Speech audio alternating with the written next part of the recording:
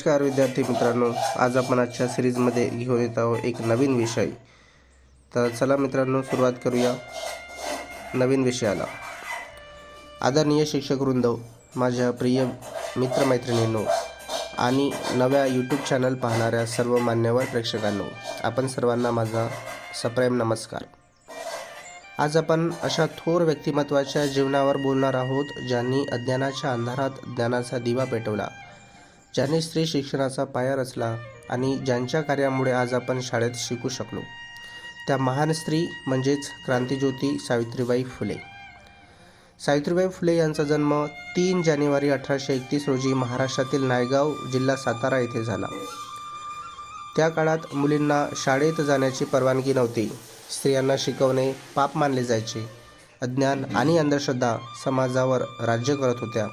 अशा कठीण काळात सावित्रीबाईंचा जन्म झाला.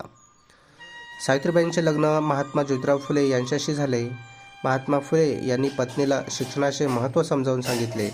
स्वतः सावित्रीबाईंनी वाचन लेखन शिकवले. पुढे सावित्रीबाई पुण्यात शिक्षणाचे प्रशिक्षण घेतले. शिक्षिका म्हणून काम करण्याची तयारी केली आणि त्या काळात स्त्रीने शिक्षण घेणे हीच एक मोठी क्रांती होती. भारतातील पहिल्या महिला शिक्षिका म्हणून सावित्रीबाई फुले यांच्याकडे पाहिले जाते. सन 1848 साली पुण्यातील भिडेवाडा येथे महात्मा फुले आणि सावित्रीबाई फुले यांनी भारतातील पहिली मुलींची शाळा सुरू केली. सावित्रीबाई फुले या भारताच्या पहिल्या महिला शिक्षिका ठरल्या. मित्रांनो, सावित्रीबाईंचा मार्ग खूप कठीण होता. लोक त्यांच्यावर दगड, शेण फेकायचे, माती, गोटे फेकायचे, शिवागीड केली जायची. शाळेत जाण्यापासून रोखण्याचा अनेक प्रयत्न केला जायचा, पण सावित्रीबाईंनी या कुठल्याही गोष्टींना मानले नाही. दररोज अतिरिक्त साडी घेऊन घराबाहेर पडायच्या. अपमान सहन करूनही शिक्षण देणे त्यांनी थांबवले नाही. हेच खरे धैर्य होते. स्त्री हक्क आणि सामाजिक कार्यात सुद्धा त्यांचा मोलाचा सहभाग होता.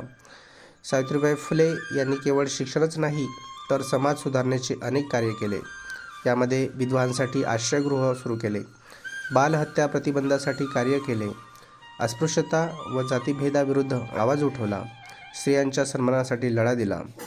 त्या केवळ शिक्षिकाच नव्हत्या मित्रांनो, तर त्या समाज क्रांतिकारक सुद्धा होत्या. कवयित्री सावित्रीबाई म्हणून सुद्धा त्यांची ओळख आहे. सावित्रीबाई फुले या एक उत्तम कवयित्री होत्या.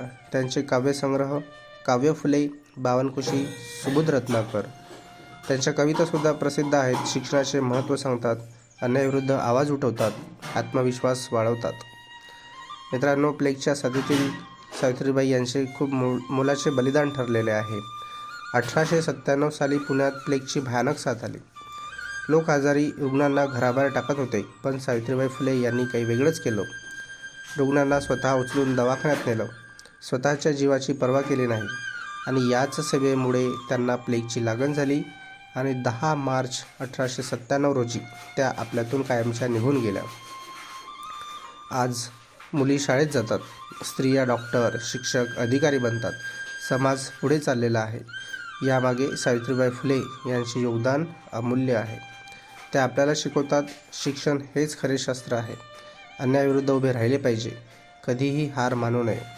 मित्रांनो, सावित्रीबाई फुले यांचे जीवन म्हणजे संघर्ष, धैर्य, सेवा आणि शिक्षणाची क्रांती आहे. आपण सर्वांनी मनापासून शिक्षण घ्यावे, समानतेचा आदर करावा, सावित्रीबाईंचे विचार आचरणात आणावे.